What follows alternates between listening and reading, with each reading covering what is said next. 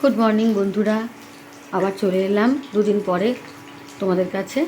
এই দেখো আমার রান্নাঘরটা টাইলস লাগানোর পরে এরকম অবস্থায় এসেছে। এই যে এইগুলো হচ্ছে আগের টাইলস, এটা 30-31 বছর আগের পুরনো।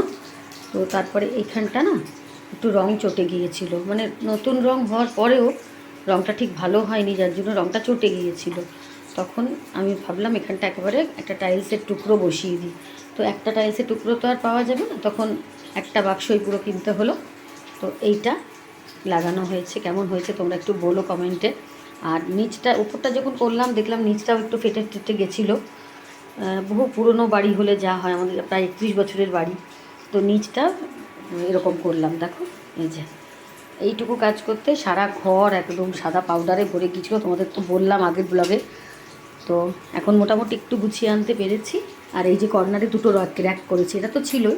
আর এই দেখো নিচে একটু সাবান রাখার একটা র্যাক করেছি। আর ওপরে এটা একটু জাস্ট ডেকোরেশন করার জন্য, কেমন হয়েছে একটু বলো তো। তো এখানে দেখো আমি হাতা খুঁচি, চামচ, এগুলো সবসময় যেগুলো লাগে সেগুলো রেখেছি।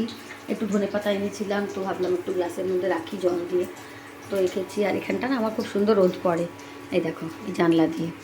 আর এই জানলাটা খুলে দিলে আরও সুন্দর রোদ আসে, কিছুক্ষণ আসবে অবশ্য, তারপরে কিন্তু এই ফ্ল্যাটে আবার আড়াল হয়ে যাবে। তো এই হলো ব্যাপার। আমরা রান্না শুরু করে দিয়েছি। সকালে আজকে রুটি তরকারি খেয়েছি আমরা, আলুর তরকারি রুটি। এখন এই যে মাছ ভাজছি, মাছ দিয়ে ওই ফুলকপি আলু দিয়ে একটা ঝোল করব।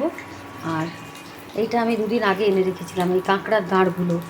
তো এইটা করা হচ্ছিল না, ফ্রিজে ছিল। তো এই দেখো এটা করব আজকে, এমনি একটু মশলা দিয়ে, পেঁয়াজ রসুন আদা বাটা আছে, তো ওটা দিয়ে একটু কষা কষা করে করবো, ইচ্ছা আছে। তো এই যে